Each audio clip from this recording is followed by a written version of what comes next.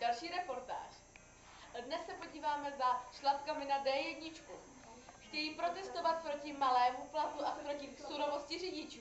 Pojďme se tady na ně podívat. Tak jsme na dálnici D1 a za mnou jsou vidět dvě šlapky, vlastně blondýny. Opravdu, mohla se vás zeptat? Pardon. Ano, dobrý, opravdu chcete